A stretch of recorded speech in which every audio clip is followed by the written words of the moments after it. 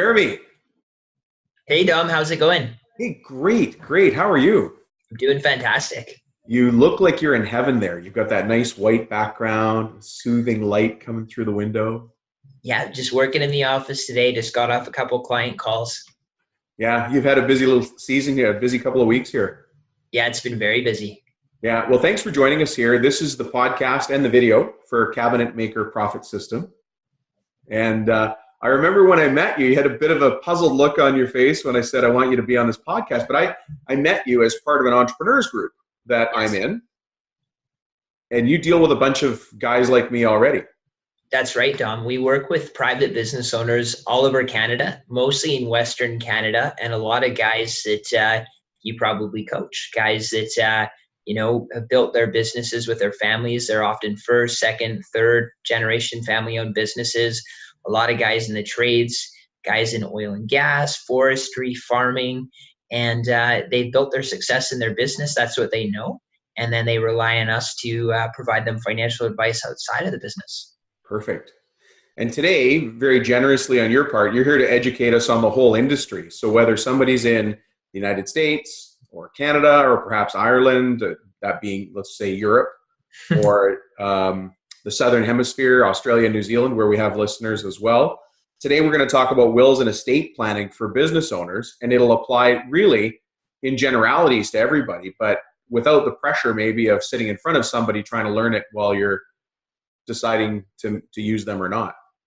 Absolutely. Like I think it's one of the things that I specialize in, and it's one of the things that I think is most important. If you asked many people like, what are their highest values, I think a lot of them would say family.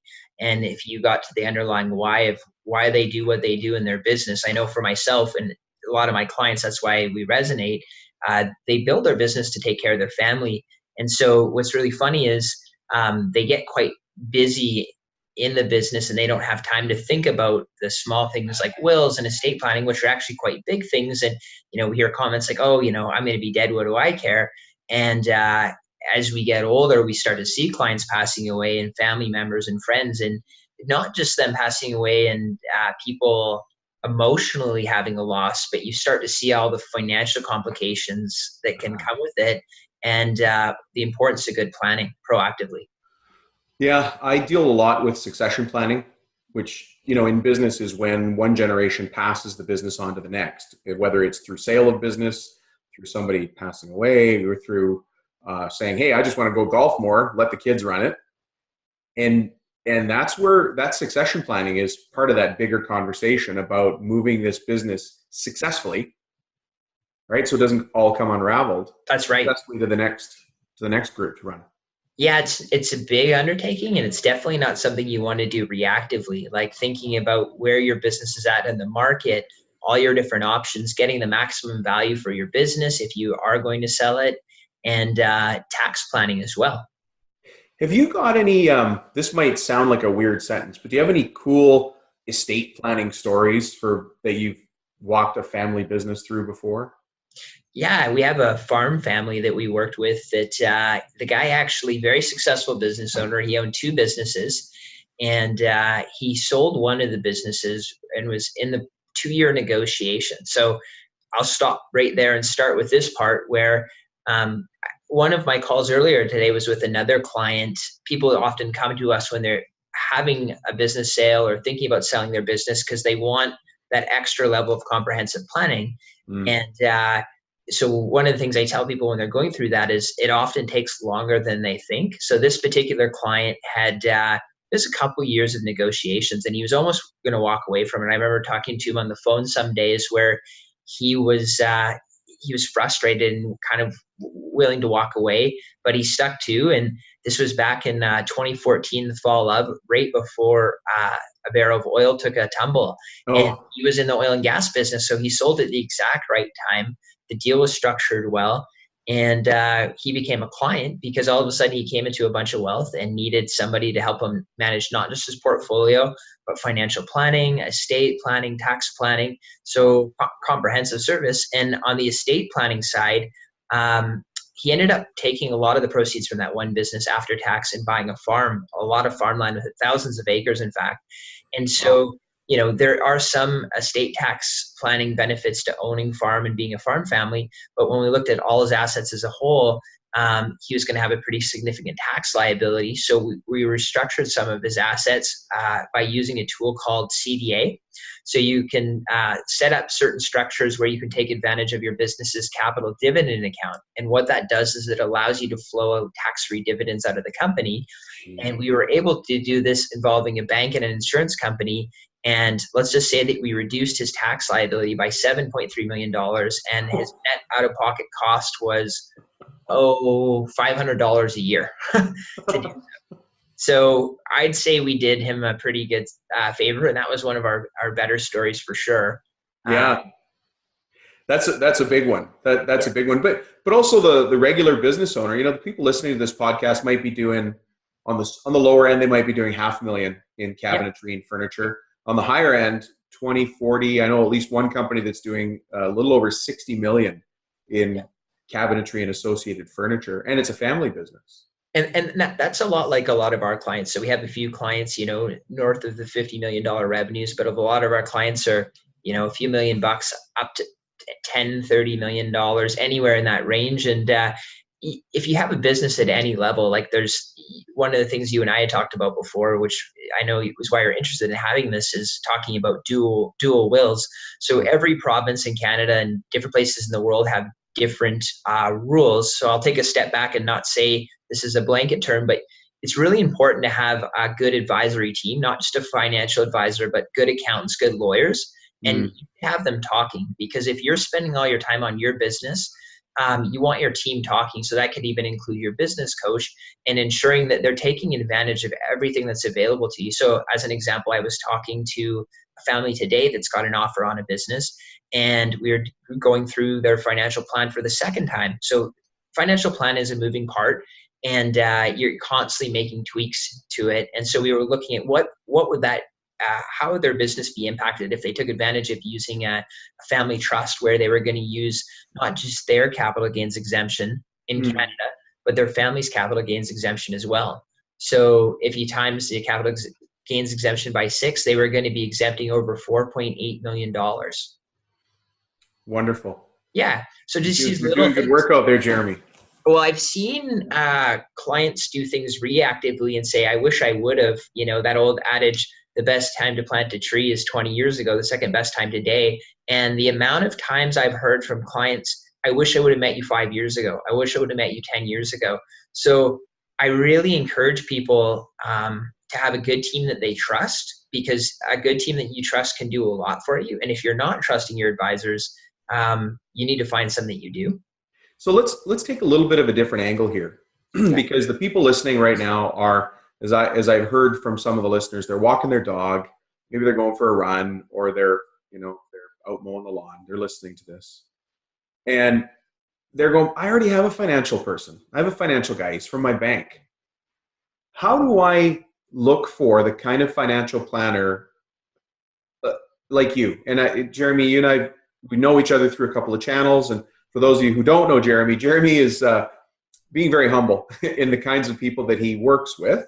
You've heard a couple of the numbers that have been thrown around, but more than that, he works with people that really they're nice people. It's not just a bunch of money grubbing types. And so I like the kind of people you associate with, and that's why I asked you on here. And so the people listening to this podcast who might just have a $500,000 or $600,000 cabinetry business, it's everything they've got.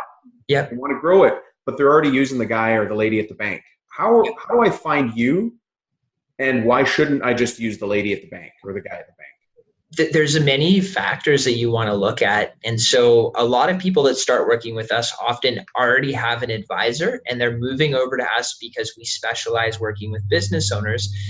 So if you're going out looking for an advisor and you're an entrepreneur, you want to make sure that you're that type of client that they're used to dealing with. Many financial advisors go out and they say they want to work with business owners, but that's what they're targeting. That's the business market that we've been in for about a decade now. And so if you're at a bank and you're working with somebody, if you're getting a new person every year, that's kind of a sign that you need a regular person. I'd say relationships a very important factor. You want to know, how are they getting paid? How are they incentivized? Where there's specializations and their team specializations, And you kind of don't ever want to be their top client or their bottom client either, right? that's Uh, that's actually a very good point. because sometimes people want to work with, maybe the upper most echelon of whatever planners or lawyers or whatever, but you got to think sometimes it's better to have, the advisory team around you be doing everything they can, bending over backwards for you. So are you getting, even if they're the best guys, are you getting in front of them? Or are you getting the assistant?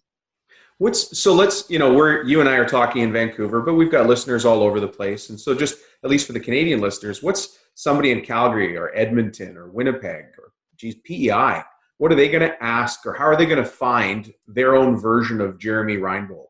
How do I do that? If I'm starting from zero, I've got the financial planner, quote unquote, at the bank, but I know there's more. I want to really make sure I'm setting this up properly. How do I find somebody like you in my own market? And of course, this goes for the States as well. Well, definitely, and this would go for the States as well, is you want to look at their designation. So you want to know, are they a salesperson or are they a fiduciary? Do they have a fiduciary responsibility to give you the best advice? You can't mix selling and advice. So you want to think, what are their incentives to be giving me this advice? What is the impact to me? And it really just boils down to comfort. Do I feel comfortable that I can trust this person? Who referred me to them? Some of the best business comes from, somebody that you respect, that maybe you see as a mentor or trust, has had a good experience with them.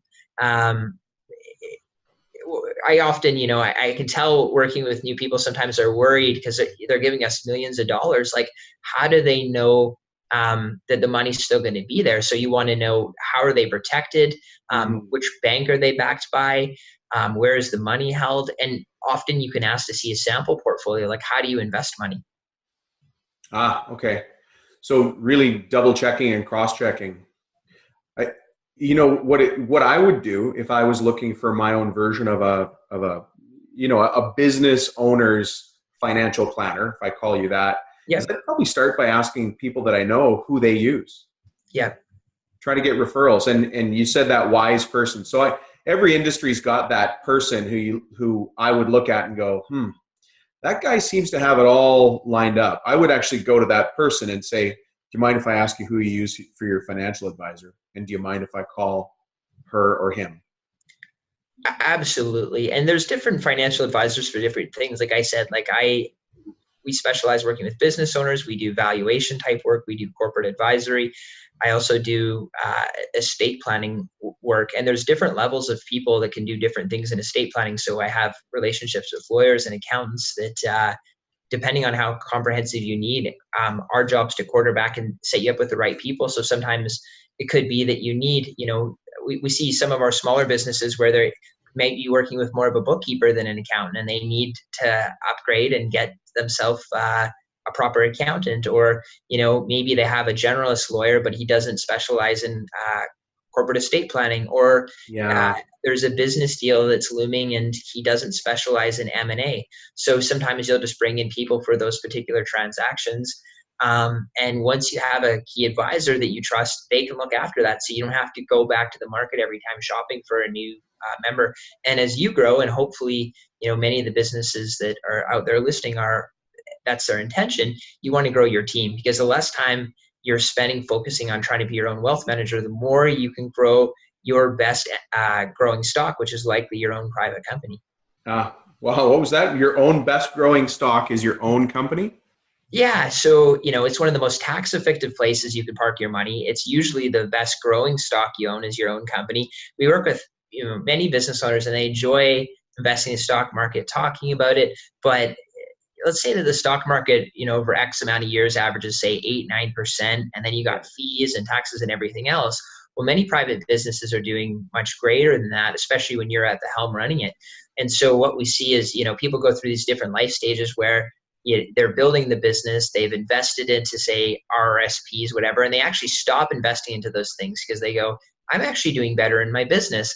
And it comes full circle where, they get to a certain age where they say, I may sell this business or transition it to my heirs or or somebody, management team, and then they go back to, okay, well, now I'm in more of a preservation state, so getting those lesser returns in my business is okay with me because I actually want to take on less risk. Ah, And I should go a little further here. So that's one of the things I remind people is, if I had a client that gave me a check for $10 million and I said, if you were the client, Dom, and I said, Dom, I have a stock for you and I'm going to invest it, and I'm going to invest it in a company that's actually private. And oh, by the way, I'm going to put all the money into that company. You'd go, wow, Jeremy, that sounds way too risky. But the yeah, reality is many people do that with their businesses and they forget because they're comfortable, they're in it. And so we are big advocates of people taking chips off the table along the way and making sure that they pay themselves first, not just in the form of dividend or salary, but yeah, setting up corporate savings. Sometimes it's a corporate investment account. Sometimes it's buying commercial real estate, but just diversifying yourself as well, because as we all know, as entrepreneurs, things can change and change fast. And sometimes businesses are very successful and sometimes things don't happen according to planned. So it's just wise and prudent to diversify. yeah. You've got my head spinning in a whole bunch of directions. One of the ones that's been on my mind is, I've sold two companies now in the last 15 years, two multinationals, and the process has been very long. But most people have never sold a business before. And when you said I had a check, theoretically, I had a check in my hand for 10 million. I'd invested in this business. It made me wonder if the people listening understood what company would spit off a check for 10 million. And then I thought back to the very simple earnings formula, 1 times or 2 times or 3 times earnings, especially if you have contracts and you've got this tidal wave of jobs already booked in your shop. Yep. It only takes a business of maybe $2 to $3 million to get, and then if you add inventory and if you own the real estate, it's easier.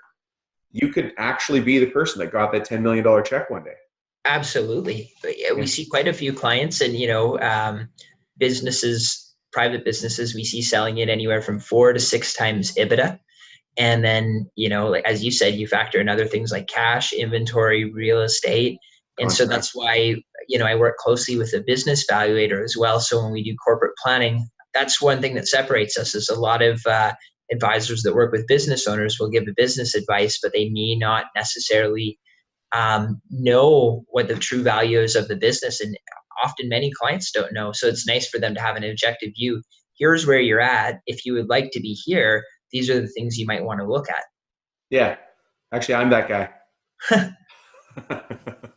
Right? No, I have never had anybody come to me as a coaching client and say, hey, Dom, we're losing a lot of money. And we're hoping that by hiring you, we could make that go faster. Nobody ever says that. They're like, look, Rubino, this is where we're at. I need to get here. Something greater than where we are now. Can you make it happen? And Right. Of course, we, just like you, we have tools for doing what we need to do. And it's all about teaching people those tools. Today, I think, you brought up words and acronyms that a lot of people don't know. EBITDA, M&A. Just really quickly, can you tell us what EBITDA is and what M&A is for those listening who might not be familiar with those two terms? Absolutely. So M&A would be mergers and acquisitions. So usually when we're thinking about it, and in the context of what I was saying, is often a private business owner that we're working with might be selling their business to another company that would be acquiring them. Or in some cases, another term, they might be divesting part of their business. So what that would mean is selling off a portion of the business or the assets. Mm-hmm. And the EBITDA term means earnings before interest, depreciation, taxes, and amortization. So it's really your earnings. There's things like amortization, depreciation that are factored in. As many people know, your accountants, if you have good accountants, are trying to run your books as tax efficiently as possible. So you have to do things like look at EBITDA to see kind of what's really happening in the business. And different businesses would have different multiples depending on industry, growth rate, future forecasting. And so that's why these are the things that we want to look at. And at the end of the day, a business is worth what somebody's willing to pay for it as well. And so it really just ties down to the planning. Like, the planning is the most important aspect. Understanding your family, your values, what's most important to you guys, what are your priorities, right. And because you just never know when things will happen. So you just want to be as prepared as possible. Yeah. You just reminded me of a story, not from this industry, but still a trade. And I was coaching one of the sons. But Yep. really quickly, what happened was, I won't use the name, but it was, let's say, Smith and Sons, and it was an HVAC company. HVAC is heating, ventilation, air conditioning, right? Because I've just a trades company, but a really, really strong one and multi-generation. So it was the dad and two sons. So dad sells the business to the sons, and because dad is a good guy, he gives his sons a payment term, right? Says, sons, just keep running the business and keep paying me and mom, and we're going to go golf and do our thing. And so the sons say, well, that's great. And the sons are in their, let's say, 40s, late 30s and 40s at this point. So they do that. They did a little bit of the planning that they needed to, like we're talking about here. And then a few years later, dad passes away. Tragic, but it happens. And he had things set up, which was great. And now the two sons are running it, and they're continuing that payment stream to mom. And then the unthinkable happened. One of the brothers passed away. Like from 0 to passed away in 8 months. Mm-hmm. And so now one brother left running this family legacy business. Had to take care of himself and his family. His brothers, so his sister-in-law and the kids and his mom. And the stress this poor guy was under.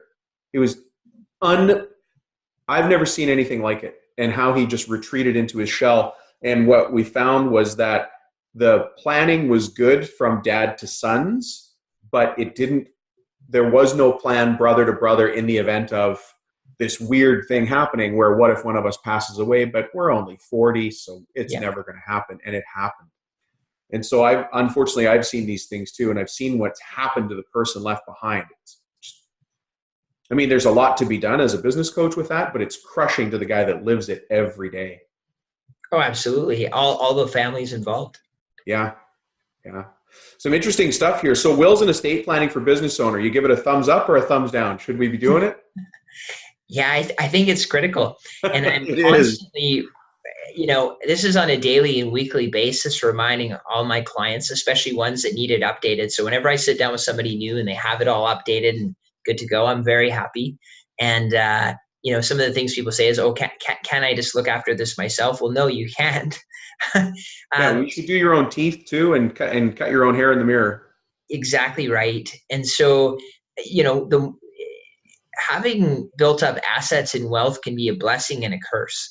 And so, I talked to you a little bit earlier, Dom, about talking with my team, and I just wanted to hear it from somebody else's perspective, because I think it's so important that people do this. And so we were talking about, why would a business owner want to partake in estate and wills planning? And one of my team members had said, well, they want succession planning. They want to preserve their wealth. And I said, well, why would they want to do that? I was digging a little bit deeper, and she said something absolutely brilliant. She goes, because they don't want to see their life's work undone.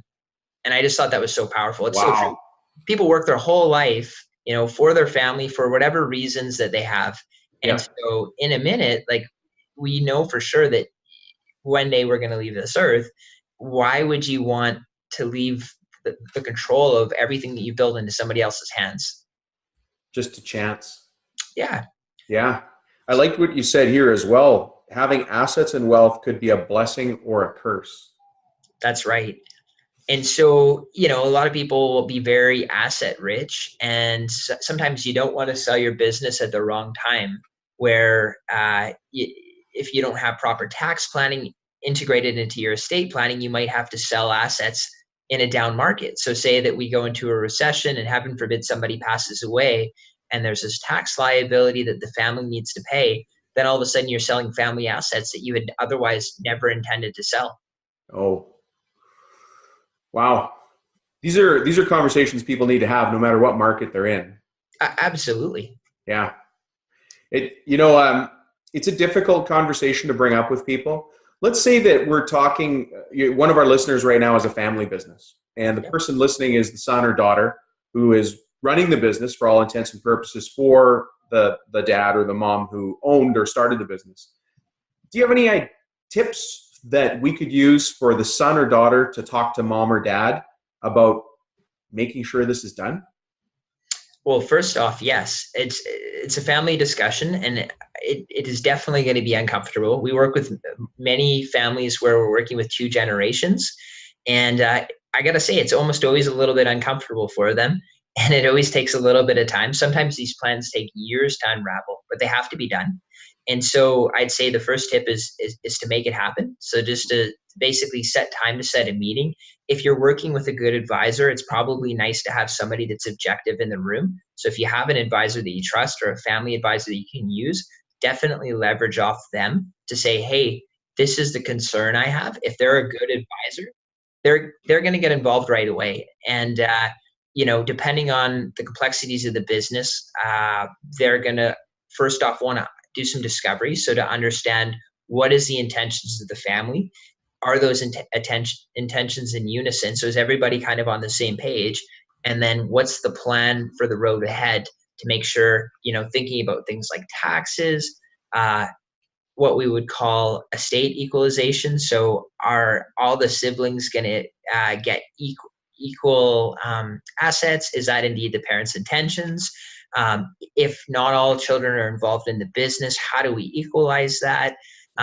Which there's no formula you're going to find on Google for that, because so much that goes into it. That's where as I'm listening to you, I'm just thinking, here I am, I'm the father, and I own this woodworking shop, and I've got two kids. And just for the sake of it, my son is working in the business, my daughter's not. Yeah. Just for the sake of it. And so when I pass away, the assumption would be my son continues, but then how do I make sure my daughter continues to get payment? Because once in-laws get involved, all sorts of things happen. And who's to say it's not switched? The daughter runs it and the son's not working in it, whatever. But there's no formula for that? That's just what did you say? There's no formula on Google for that? Yeah, because every family is unique. So every family is unique, and there's no general rule of thumb. Like what I've seen work well in my experience is dealing with this pre-mortem. So dealing with this while dad or mom's still alive, and it works well where an agreement is made while everybody's still there, everybody's still at the table. So say that the son's involved in the business, the daughter's not. We actually have a family like that. And so the son had actually bought the assets from the daughter at an agreed upon value. And you often want that because you don't want a non-participating family member having rights to the business or real estate that's tied to the business, because then that's where your wishes can start to go sideways, where if there's family disputes, the business might not be able to run how it needs to run, or if one of the family members that's involved has signing authority, that can create issues for the business, and then nobody's happy. So it's often cleaner if there are non-participating family members. If there's any way that it can be equalized while they're alive, that's always best. If not, we will often set up insurance structures to create liquidity so that they can equalize, and then just figuring out asset planning in general. You already sound different than the guy at the bank. Well, I don't know what the guy at the bank sounds like, but I hope so. My head is spinning, and I'm relatively familiar with seeing the documents, but I'm no expert, but I've had the conversations, right? Or I've been part of them as a coach. What just comes to my mind is the situation where, again, I'm the dad, and I've got a son and a daughter, and I pass away, but now one of my kids gets divorced, and now the business gets sucked into the proceeds of the divorce, and just for the sake of the math, potentially a third of the value of that asset goes off to that exiting spouse. I'm going to just, So I know where you're going with this, Dom, and it's an ongoing, that's again why you need an advisor. So I could tell you what the answer is today, but it could potentially be different than the answer tomorrow. And a lot of it goes with trust law. So there's been massive change to trust laws and how to protect. There are ways through trust planning in Canada for sure. The States may be different, but where you can protect, keep your family assets in the family using certain trusts. And so that would protect for divorce. And that's often one of the main reasons why people will set up certain trusts. So that's definitely one tool. But it's always something to be mindful of. And that's why you, again, want to be proactive in this planning. just hate somebody to spend all that time and effort, missing their kids' soccer games and dance recitals and trips out of town for sports and music. Spend years doing that to build the business, and then when they pass away, improper planning just made everything you gave up to sacrifice to the business kind of worthless. Not worthless, but not like you've just squandered all the effort. Up to 50% of the assets can go to tax. And so with current passive investment rules and corporate rules, there's multiple layers of tax that people may or may not be aware of. There's tools that you can use in your corporation, such as dual wills in certain provinces like BC and Ontario, and certain insurance structures and trusts, so that you can mitigate tax as much as possible. Wow. All right. So again, for our listeners and our viewers, if I want to find a Jeremy Reinbolt, there's a couple of, a financial advisor at your level who can have this kind of intelligent asset distribution conversation with regards to, you've touched on insurance and so many things here. How do I go find you? Tell us one more time. How do I go find you? Not you, but people like you. Yes. So I would say start with friends that are like you, that you respect. Talk to them first and say, who are you dealing with? I would say, do they deal with business owners? How's been your experience? And if they're quite content, that's a good place to start.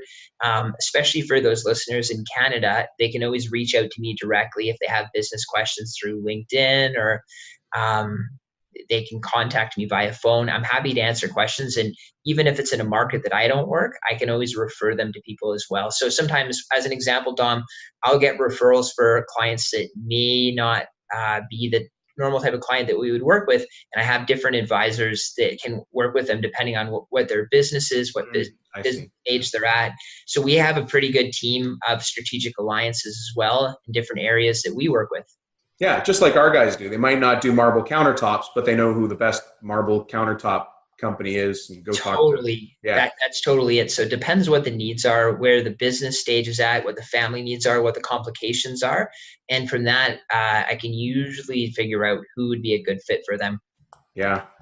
This has been an interesting conversation for myself as well. And I hope for our listeners, because you've touched on a lot of things that I don't think we normally think about. And it's probably natural for a lot of us to push off the conversation about what happens when I die. Yeah. But it is less, how do I say this?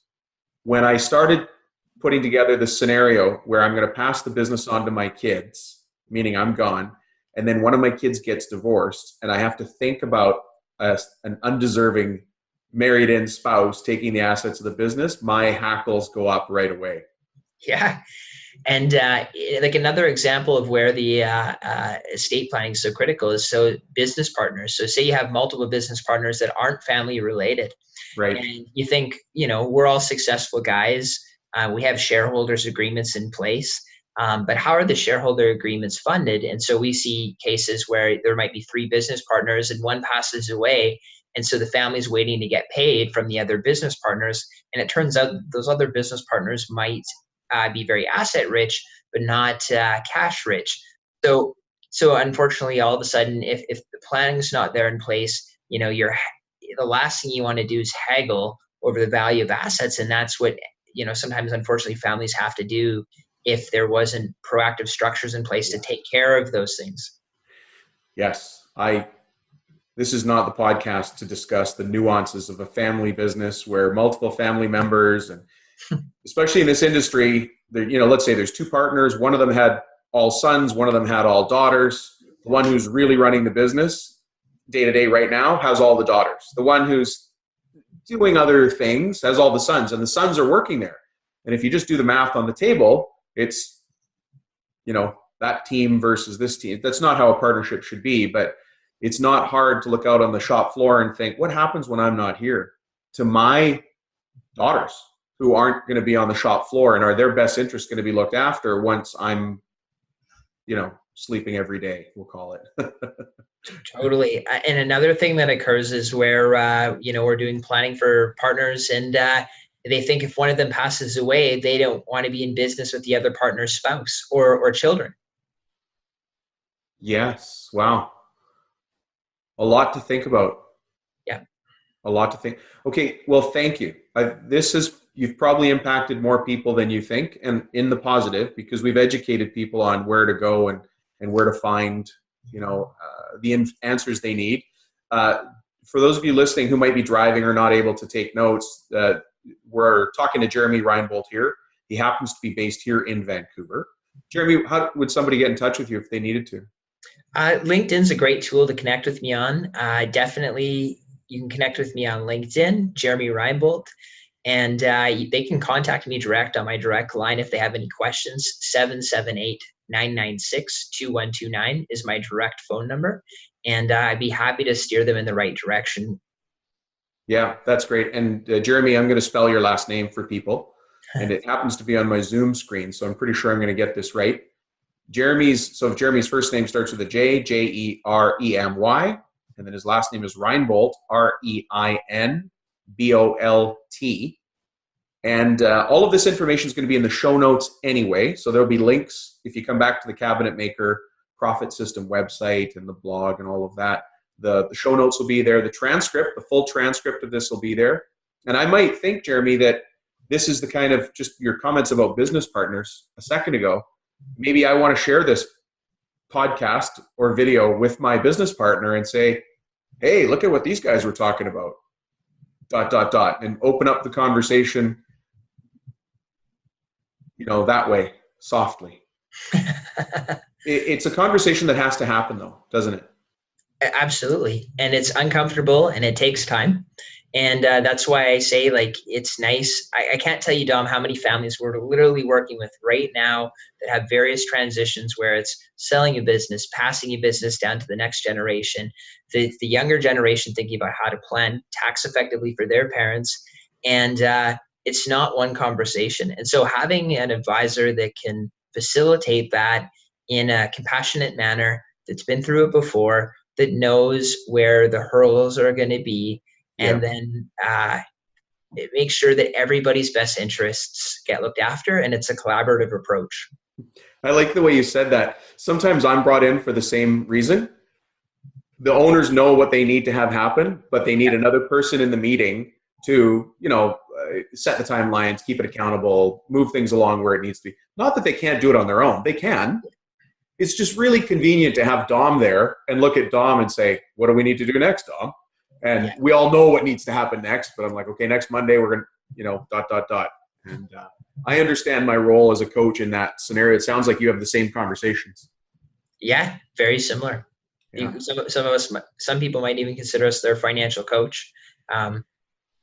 Yeah. A woman today, one of our clients, she's a retiree.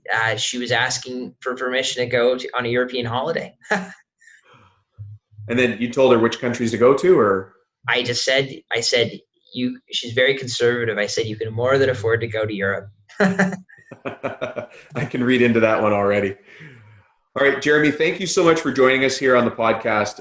Educating this group is what I've set out to do. And I think today you've helped me, because bringing information in a way that isn't stressful, it's just delivered factually, is what this group has always asked me for in their feedback. So thank you for that. Now, for those Don, of you, thank you for having me. I am very grateful to be on the podcast. I've been an avid listener, and it's a great person to talk to.